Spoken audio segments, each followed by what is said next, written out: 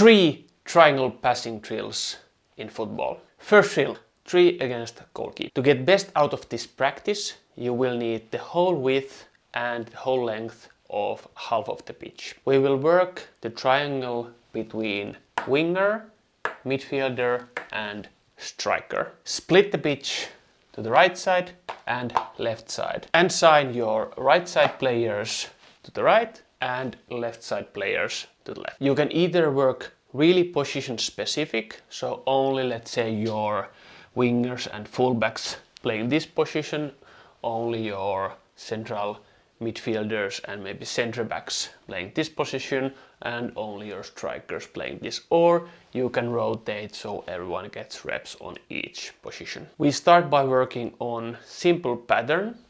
The ball starts from wide, our number 7, who dribbles a couple of meters forward. Then we want our number 10 or number 9 to create a bit of space, maybe pushing the centre back a bit away and creating space in front of him. So we play the ball to the feet of the striker, and number 7 continues his move towards the goal. During this pass to our striker, our midfielder also creates a small movement, creating space for himself, and our striker either takes one touch to control the ball or lays it out with one touch to drop to our number 6. After this pass, number 10 also ideally makes a small move to open the gap between, let's say in a game there would be a centre back, a full back.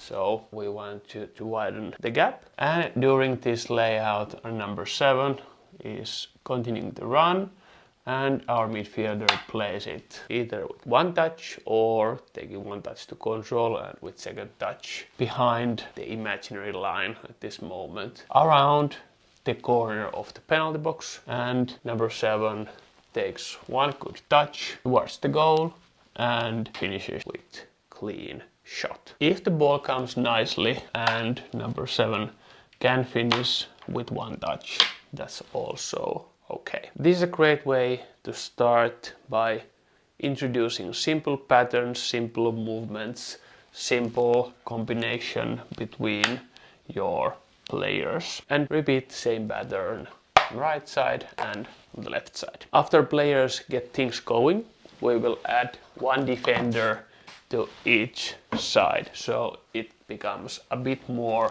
game realistic. So players need to look where the defender is and adjust their movement and passes based on the defender. So we will bring our centre backs in the middle. So now it's 3 against 1 plus goalkeeper. So the same setup, the same starting points. We will start wide, number 7, and now you need to introduce some rules, because if they just start playing 3 against 1, number 7 would just dribble, it would be random.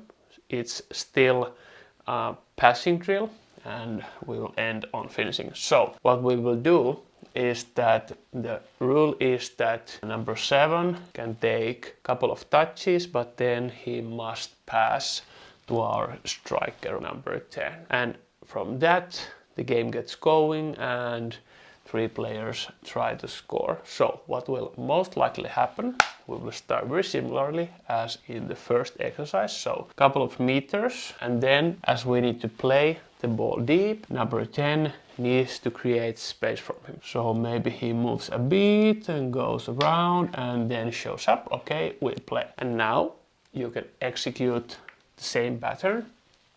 Either you can lay out the ball to number 6, maybe 7 is going, and number 10 making a small move, and the center back needs to close the middle as he would in the game.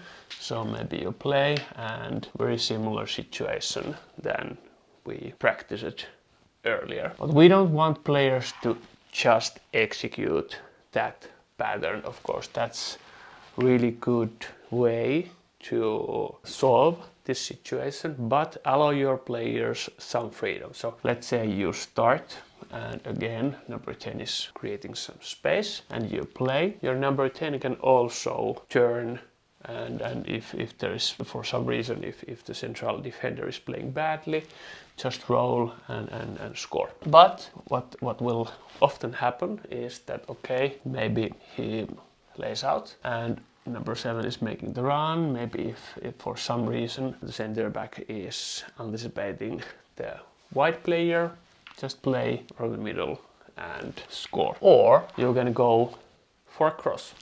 So let's say again you start the play, number 10 is showing up, okay, and for some reason, let's say they choose to play wide and maybe both of your other blue players are making the run and you cross and score.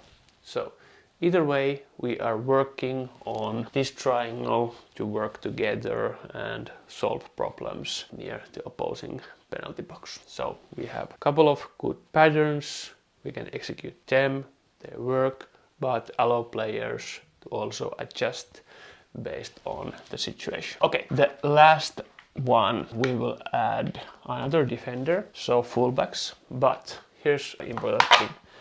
We don't put them right here. This would be quite difficult. So what we will do, we make them do a regular run. So let's say we give 5 to 7 meters space for our winger. So right when our number 7 touches the ball, number 5 can chase and do regular run. So what will happen? 7 takes a touch, number 5 starts to chase, and again you need to play your number 10. So showing up, playing, and now it's similar situation as in previous exercise, but there's much bigger pressure and demand around the speed of execution for the blue team, because now if they are slow, number 5 gets besides the center back, and if they both can defend, that would be really hard to break through. So what will happen? Players will look same solutions, but they just need to execute it faster, better, and this way you push your quality up from the easy drill, then starting to introduce more game realistic situation, and finally pushing intensity to more even more game realistic way. If you like drills like this and want to build brave, fast and competitive players, check the link in the description and join Football Coaching Hub. See you in the next video, and watch this video next because YouTube thinks you liked it.